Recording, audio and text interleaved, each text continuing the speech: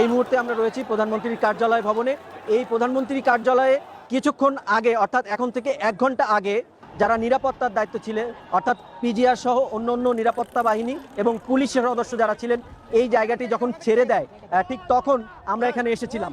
আমরা তখন দেখেছি এই জায়গাটি ছেড়ে দিয়েছে পিজিআরের সদস্যরা, তারা কয়েকটি গাড়ি করে এই কার্যালয়টি যখন ছেড়ে দেওয়া হয় প্রধানমন্ত্রীর কার্যালয়, তারপরে সাধারণ যারা মানুষ শিক্ষার্থী যে নারী পুরুষ নির্বিশেষে বিভিন্ন শ্রেণী পেশার মানুষকে আমরা দেখেছি এখানে তারা এসেছেন। তারা আস্তে আস্তে করে এই ভিতরের পর্যন্ত প্রবেশ করেছেন এবং তাদেরকে অনেকে বিজয় উল্লাস করতে দেখা গেছে। তাদের অনেকের সাথে আমরা কথা বলেছিলাম, তারা তাদের অনুভূতির কথাও আমাদেরকে জানিয়েছেন।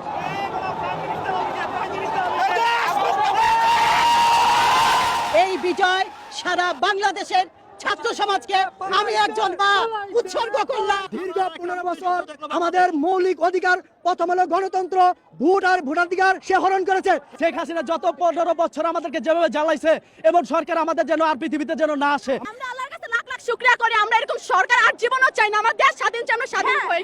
আমরা তো মুক্তিযুদ্ধ দেখি নাই, মানে আজকে ফিল হচ্ছে যে মানে আমরা আসলেই স্বাধীন হয়েছি, মানে এটা আসলে প্রকাশ করার মতো না। এই কয়টা দিন নামাজ পড়া, আল্লাহর কাছে দোয়া করা কোনোটাই বাদ রাখি নাই।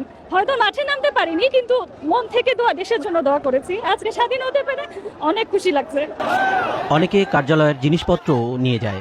হিসাবে আমরা বিজয় করলাম সেজন্য হ্যাঁ সে নিয়ে যাচ্ছি। অনেক মানুষ ভিতর থেকে ভ্যান নিয়ে আসতেছে, তারপরে ফুলের টব নিয়ে আসতেছে, বিভিন্ন জিনিস গণভবনের ভিতরে বিভিন্ন জিনিস নিয়ে আসতেছে। বিক্ষুব্ধ জনতার একটি অংশ তখন অবস্থান নেয় প্রধানমন্ত্রীর কার্যালয় আর গণভবনের মাঝামাঝি বিজয় সরণী এলাকায়। সেখানে থাকা শেখ মুজিবুর রহমানের বিশাল একটি প্রতিকৃতি ভেঙে ফেলতে দেখা যায়। ঠিক তখনই সেখান থেকে সশস্ত্র বাহিনীর গাড়িতে রাষ্ট্রপতির বাসভবন, বঙ্গভবনের দিকে যাচ্ছিলেন বিএনপি, জামায়াত, ইসলামী আন্দোলন সহ বিভিন্ন রাজনৈতিক দলের শীর্ষ নেতা ও সুশীল সমাজের প্রতিনিধিরা। ছিলেন বিএনপি মহাসচিব মির্জা ফখরুল ইসলাম আলমগীর, জামায়াতের আমির ডক্টর শফিকুর রহমান, হেফাজতে ইসলামের মামুনুল হক, অধ্যাপক আসিফ নজরুল, গণতন্ত্র মঞ্চের জোনায়েদ সাকি সহ অনেকেই। আমরা এখন বঙ্গভবনে যাচ্ছি।